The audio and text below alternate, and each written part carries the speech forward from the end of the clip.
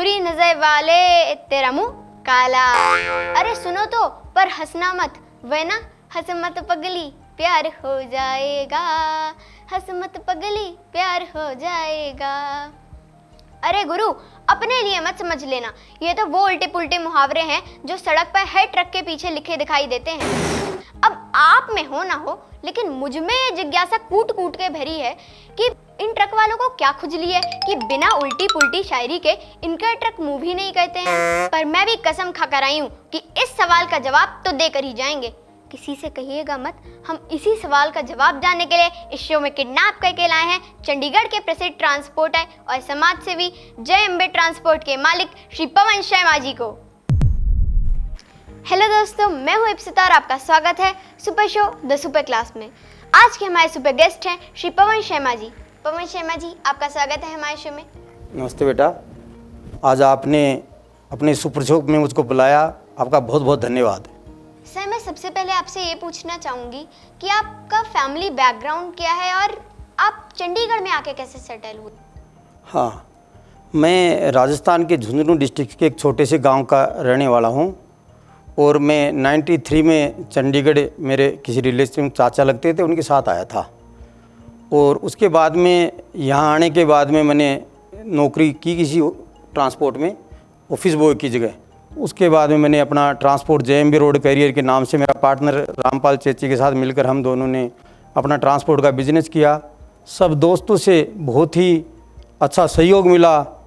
धीरे धीरे काम हमारा चलता गया। पहले ब्रोकरी का करते थे, ब्रोकरी की करते करते कुछ बुकिंग लाइन में चले गए, बुकिंग की और काम अपना धीरे धीरे बढ़ाते गए। उसके बाद में हमने अपने कुछ जगह ब्रांच खोलने की सोचा, तो पहले बद्दी में खोला, बद्दी से हमने फिर पटना खोला ब्रांच, फिर रांची खोला, फिर कलकत्ता हमने अपना ऑफिस और गोडाउन लिया, वहाँ काम खोला। इसके बाद में हमने थोड़ा थोड़ा परचून का काम चालू किया। परचून आज मेरा अच्छा परचून का काम है। सर, आपने अपना कैरियर की शुरुआत ट्रांसपोर्ट एरिया में एक ऑफिस बॉय के रूप में की थी, लेकिन आज आपका करोड़ों का टर्नओवर है, ये कैसे हुआ? हमने एक ऑफिस बॉय के रूप में ही नौकरी ज्वाइन की थी ट्रांसपोर्ट एरिया में, और धीरे धीरे मालिक ने हमारे कठोर मेहनत और ईमानदारी की कदर करते हुए धीरे धीरे हम आगे बढ़ते गए। सैलरी भी बढ़ती गई। एक टाइम ऐसा आया कि हमने किसी चीज़ पे अनबनती हो गई हमारी और हमने अपना कारोबार चालू कर दिया। सर, आपने बताया कि आपकी अपने मालिक से अनबन हो गई थी, तो वो किस बात पर हो गई थी? मैं उतना तो नहीं बताऊंगा किस बात पर हो गई थी, पर जो होता है वो अच्छा ही होता है।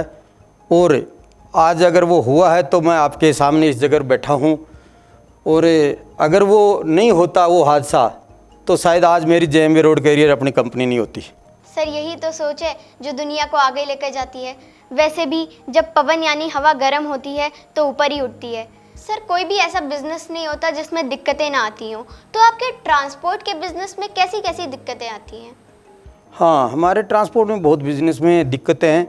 जैसे अभी जो सरकार ने इतना हमारे ऊपर, पहले तो डीजल का रेट ही इतना बढ़ा रखा है, उसके बाद में इतना टोल लगा रखा है, उसके बाद में इतना इंश्योरेंस है, परमिट है, बहुत ही सरकार हमारे साथ नाइंसाफ़ी करी है। पिछले जो कोविड का टाइम था तो सरकार ने हर एक ट्रेड को कुछ न कुछ सहूलियत दी थी, लेकिन ट्रांसपोर्ट बिजनेस को तो कोई ऐसा सहूलियत नहीं दी। और इसके अलावा अब ये बिज़नेस, ये देख लो, मरने की कगार पे है। अगर सरकार ने इसके बारे में कुछ नहीं सोचा ना, तो ये बिज़नेस तो ख़त्म हो जाएगा। सर, जब हम क्लब्स में जाते हैं तो डिस्को लाइट ऊपर लगी होती है, लेकिन ट्रकों में डिस्को लाइट नीचे लगी होती है, ऐसा क्यों होता है? ऐसा नहीं है। ट्रकों की जो लाइट लगी है उसके पीछे कुछ रीजन होते हैं, जैसे ब्रेक लाइट होती है, साइड लाइट होती है, पार्किंग लाइट होती है, और वो लाइट थोड़ी सी बड़ी होती है तो आप लोगों को लगता है कि ये क्लब की लाइट है, लेकिन उनका अपना कुछ, हमारा अपना उसकी आवश्यकता होती है, उसका कुछ रीजन होता है। सर, पंजाब के ट्रक तो ऐसे सजे होते हैं जैसे वो चलता फिरता मंडप हो, तो वो लोग इसे इतना क्यों सजाते हैं? वो अपने अपने ड्राइवर कंडक्टरों की अपना शौक़ होता है, क्योंकि उनकी दुनिया वही होती है। ट्रक में उनका रहना, सोना, खाना पीना। अब जैसे दूर दूर तक जाते हैं, बंगाल गया, गुजरात गया, महाराष्ट्र गया, 15-15 दिन, 10-10 दिन पे आते हैं, तो उनकी दुनिया वही होती है, और वो अपने जितना भी है उसको सजा के रखते हैं। सर, ट्रकों की शायरी की तो पूरी दुनिया दीवानी है। आप ये शायरी का फंडा कहाँ से उठा कर लाए हैं? हाँ, ये हम ट्रकों पर शायरी और ये स्लोगन लिखते हैं, क्योंकि एक तो हम माल ही नहीं है, इसके साथ साथ एक अच्छे विचार और अच्छे जो लिखे होते हैं, जैसे एड्स के लिए है बेटी बचाओ बेटी पढ़ाओ, ये सब हम इसलिए लिखते हैं कि हमारे ट्रक वगैरह पास कराते हैं तो भी ज़रूरी होता है। इसके अलावा ड्राइवर कंडक्टरों का कुछ लिखने का और वो शायरी वगैरह लगाने का उसमें शौक भी होता है। वो जो स्टिकर वगैरह सड़कों पर बेचते हैं ना, उनसे खरीद कर लगा लेते हैं इस पर। सर वैसे तो आप बहुत व्यस्त रहते हैं, वैसे आपकी हॉबी क्या है? हाँ बेटा, व्यस्त तो ट्रांसपोर्ट का बिजनेस है इसलिए रहते हैं बहुत ज़्यादा, लेकिन मेरा ज़्यादा पेड़ पौधे लगाना, बागवानी है, या दोस्तों के साथ घूमना फिरना, या परिवार के साथ हिल स्टेशन पर जाना, यही मैं ज़्यादातर इनमें खुश रहता हूँ। सर आप हिंदी फिल्में देखते हैं?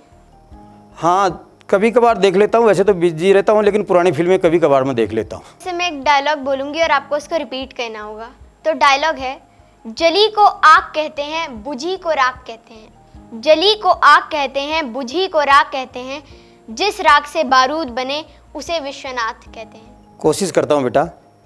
जली को आग कहते हैं, बुझी को राख कहते हैं, जिस राख से बारूद बने उसको विश्वनाथ कहते हैं। सर वैसे एक बहुत अच्छी कोशिश थी। सर वैसे आप एक ट्रांसपोर्टर हैं और ट्रांसपोर्टरों के गाने तो शानदार होते हैं। कभी अगर आप एक गाना सुनाएंगे तो हमें बहुत अच्छा लगेगा। सॉरी बेटा, गाना हमने कभी ना गाया, ना मेरे को गाने आते हैं, क्योंकि हमारा बचपन ही गाने बजाने इनमें नहीं रहा। खेती बाड़ी और अपनी रोजी रोटी के जुगाड़ में ही लगे रहते थे, इसलिए गाना और इसका हमें टाइम नहीं लगा ये सब सीखने का। सर अगर ट्रांसपोर्ट ना हो तो आम लोगों तक सामान ही ना पहुंचे, तो क्या कभी ऐसा हुआ है कि आपका ट्रक बीच में किसी वजह से फंस गया हो, और अगर ऐसा हुआ है तो आप क्या कहते हैं? हाँ, बहुत बार हुआ है। हमारा ट्रक कई जगह स्ट्राइक होती है, या कोई बाढ़ आ जाती है, पुल टूट जाती है, या कभी ब्रेक डाउन हो जाता है। और ब्रेक डाउन होने की कंडीशन में तो हम ऐसा करते हैं कि हमारी दूसरी खाली गाड़ी पीछे से भेजते हैं, उस माल को ट्रांसमिट करके पार्टी के पॉइंट तक पहुंचाते हैं।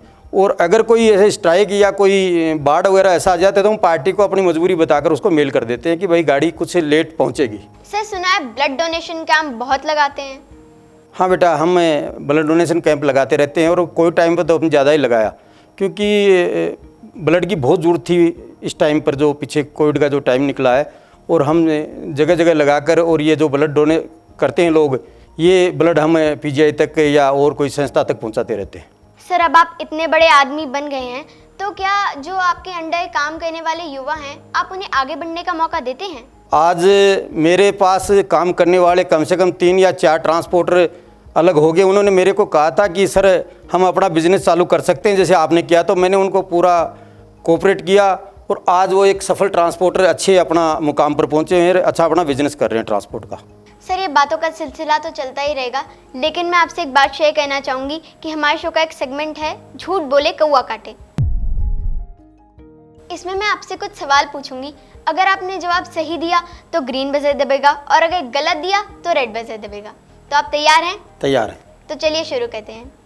पहला सवाल, सर पुरानी फिल्मों में अक्सर देखा गया है कि जब हीरो हीरोइन अपना रास्ता भटक जाते हैं तो उन्हें एक ट्रक मिल जाता है। तो आपके ट्रकों को क्या ऐसे लोकल हीरो हीरोइन मिले हैं, और अगर मिले तो आप उन्हें बैठने की परमिशन देते हैं अपने ट्रक में? नहीं, हमारे ट्रकों को ऐसा कोई मिला तो नहीं है, लेकिन हम अपने ड्राइवर कंडक्टर को ये समझा कर भेजते हैं कि अगर कोई रात को या आउट ऑफ सिटी के अलावा कहीं कोई रोकता है तो रुकना नहीं है, क्योंकि आजकल लोग बेईमान और चिट्टर हैं, गाड़ियों को रुकवा कर लूट लेते हैं, कैश लूट लेते हैं, तेल डीजल निकाल लेते हैं, और सामान जो भरा हुआ होता है ट्रकों को लूट लेते हैं। इसलिए हमारे अपने स्टाफ को, ड्राइवर कंडक्टर को समझा कर भेजते हैं कि कहीं ऐसा नहीं रोकना है। हाँ, किसी की मजबूरी है, कोई एक्सीडेंट हो गया या कोई और कोई वजह है तो रोक के मानवता के नाते थोड़ी उनकी हेल्प कर देना, लेकिन ऐसे आम जगह पर हम नहीं रुकने देते अपनी गाड़ियों को। वैसे तो ग्रीन दब रहा है, मतलब आपका आंसर बिल्कुल सही है। Thank you. Second question, sir कहते हैं कि जब हम ऊंचाइयों को छूने लगते हैं तो हमारे पैर ज़मीन से उठने लगते हैं। तो आपके शुरुआती दौर में जो आपके दोस्त थे, क्या आपका उनसे अभी भी संपर्क है या फिर नहीं है? ऊंचाइयों की कोई सीमा नहीं होती है, आदमी धीरे धीरे स्टेप बाय स्टेप ऊपर जाता रहता है, लेकिन हमारे पैर बहुत ही, हमारा बेस जो बना हुआ है बहुत स्ट्रॉन्ग है, इतने उठेंगे नहीं, इतने जल्दी हवा में नहीं उड़ने वाले हमें। इसके अलावा जो दोस्तों के बारे में बताया, तो जो मेरे यहाँ 93 में करीबन में आया था चंडीगढ़ में, उस टाइम के दोस्त भी आज मेरे सब साथ हैं। मैं 2006 में अपना बिजनेस चालू किया, वो दोस्त भी मेरे साथ हैं, मेरी पार्टियाँ मेरे साथ हैं, जितने भी मेरा फ्रेंड सर्कल है, जितने भी 40-50 किलोमीटर में ट्रांसपोर्टर हैं, यूनियन है, सब मेरे आज भी उनसे बहुत अच्छे रिलेशन है। डेली हम किसी के ब्याह शादी या दुख सुख में जाते आते रहते हैं। ये भी ग्रीन बजर सर ही दब रहा है। थैंक यू बेटा। सर मेरा थर्ड क्वेश्चन ये है आपसे कि आप दिखने में तो बहुत शरीफ लगते हैं, क्या आपने कभी बचपन में किसी को पीटा है?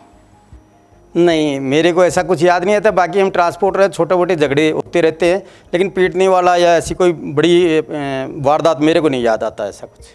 बच तो रेड बजर दब रहा है, मतलब किसी ना किसी को तो हो आपने सकता पीटा है, हो सकता है, मैं ये नहीं कह रहा, लेकिन मेरे को नहीं याद ऐसा कुछ। सर आपकी ज़िंदगी का कोई ऐसा खास वाक्या जो आप कभी ना भूल पाए हो? मेरा ज़िंदगी का खास वाक़या जब मैंने नौकरी छोड़ी थी या मेरे को ओनर ने रिज़ाइन करवाया था, वो दिन मैं आज तक भी नहीं भूला हूँ। और उस टाइम पर शाम का टाइम था और जब मालिक ने मेरे को कहा कि आप अपना काम दूसरी जगह देख लो और यहाँ से रिज़ाइन कर दो, कुछ ही 1-1.5 घंटे 2 घंटे के बाद में मैं इतना हताश और काफ़ी परेशान हुआ और उससे मेरे को बुखार भी हो गया था। सर मैं लास्टली आपसे ये क्वेश्चन पूछना चाहती हूँ कि ये सारी बातें तो हो गई आपके ओन बिजनेस की, पर आप सोसाइटी के लिए क्या कर रहे हैं? बिजनेस के अलावा मैं सोसाइटी में कई समाज जो संस्था है उनसे जुड़ा हुआ हूँ। जैसे राजस्थान परिवार सेवा संस्था है, उसका मैं प्रधान हूँ। श्री राम सेवा समिति है, उसका मैं चेयरमैन हूँ।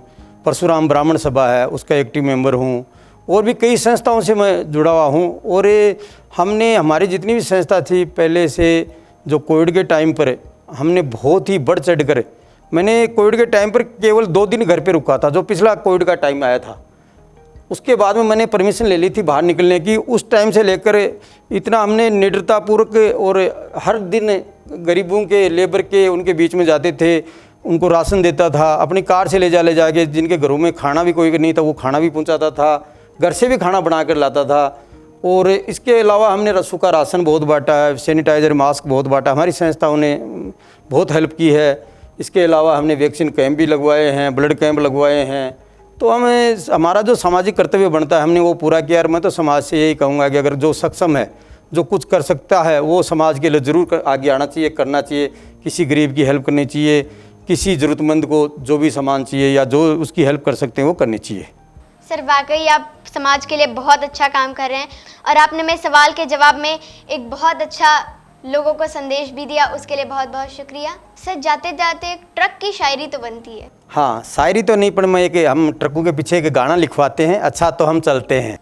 Thank you sir. मैं उम्मीद करती हूँ कि हमारे दर्शकों को भी ये शो बहुत पसंद आएगा। तो मिलते हैं एक अगले शो में एक नए गेस्ट के साथ। तब तक के लिए गुड बाय।